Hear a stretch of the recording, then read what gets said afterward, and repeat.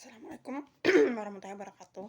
Di sini saya akan menjelaskan tentang bagaimana MUI melakukan metode istinbat untuk menemukan hukum atau untuk berfatwa. Jadi seperti yang kita ketahui di video sebelumnya dijelaskan bahwasanya di era modern ini bentuk-bentuk fatwa bentuk-bentuk majelis kelembagaan fatwa itu bermacam-macam.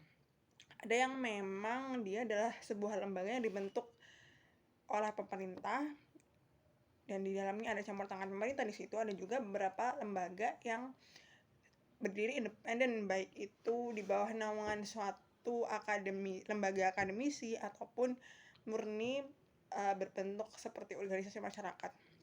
Salah satunya di Indonesia itu ada Majelis Ulama Indonesia. Saya juga mencontohkan MUI sebagai salah satu lembaga fatwa yang berbentuk organisasi kemasyarakatan. Jadi produk-produk fatwa MUI itu ada beberapa yang kita ketahui ya, yang sudah kodifikasi dalam suatu buku dan isinya pun sampai sekarang tetap dipakai baik dalam lingkup-lingkup akademisi maupun lingkup-lingkup kemasyarakatan. Seperti contohnya fatwa Dewan Syariah Nasional MUI yang di sana ada hukum tentang perbankan, falas dan macam-macam yang sampai sekarang itu dipakai. Bahkan dalam urusan ekonomi syariah di pengadilan agama itu digunakan. Di MUI sendiri itu tidak hanya karena dia ormas ya, jadi dia tidak hanya seolah-olah ngomongin soal fatwa saja. Maka yang berfatwa di wilayah MUI itu namanya Komisi Fatwa MUI. Jadi di situ akhirnya keluar fatwa-fatwa. Termasuk Dewan Syariah Nasional MUI itu juga orang-orang yang melakukan aktivitas nasihat hukum ya, aktivitas berfatwa. Juga ada sama seperti kebanyakan organisasi masyarakat seperti Muhammadiyah dan NU yang memiliki musyawarah besar lah, semacam musyawarah besar, semacam konferensi akbar yang dimana dia membahas banyak masail-masail baru, masalah-masalah modern, dan itu juga dihimpun dalam kodifikasi fatwa. Nah, kodifikasi fatwa yang berdasarkan oleh musyawarah besar seperti ini disebut fatwa hasil Munas MUI. Lalu pertanyaannya sekarang, bagaimana sebetulnya Majelis Ulama Indonesia berfatwa? Apa metodologi yang mereka gunakan? Nah, secara umum MUI itu punya pedoman. Jadi mereka punya buku panduan berfatwa yang dihimpun dalam suatu peraturan organisasi, yaitu Pedoman Penetapan Fatwa Majelis Ulama Indonesia nomor U-596/MUI/10 Romawi/1997.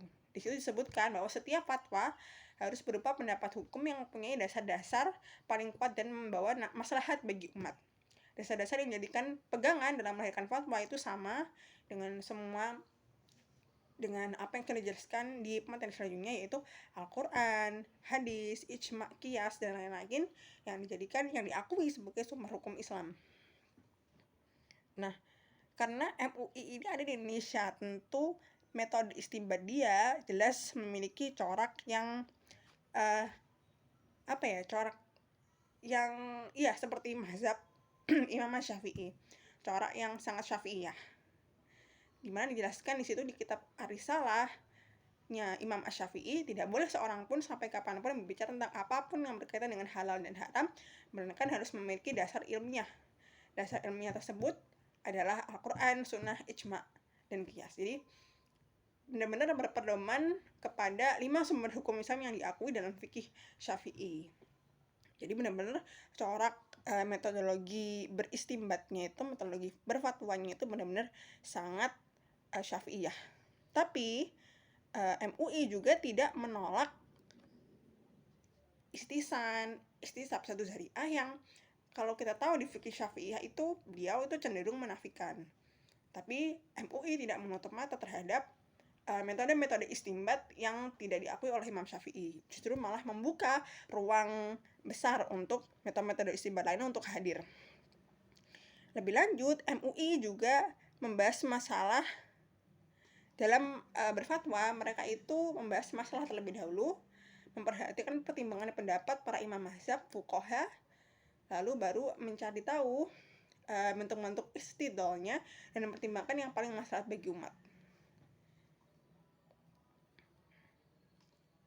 Jika terdapat satu pendapat saja terkait suatu masail, maka itu yang akan dipakai sebagai keputusan fatwa. Sehingga kan karena itu disepakati oleh banyak ulama lah, dan artinya kan sehingga pendapatnya jadi satu.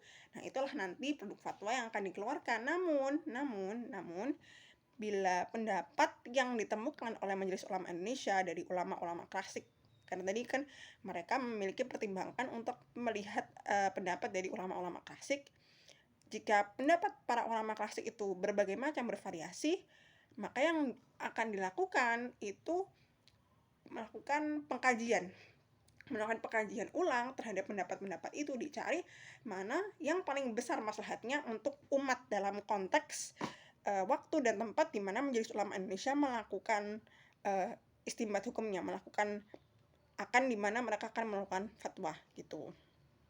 Nah, ini proses ini kemudian kita kenal sebagai tarjih. Tarjih ini disebutkan merupakan sebuah keniscayaan karena tidak semua hukum syariat ditetapkan dengan dalil qat'i. Banyak dalil yang tidak pasti. Dalil itu kita sebut dengan bahasa Arabnya itu dalil zanni gitu. Ya, kira-kira seperti itulah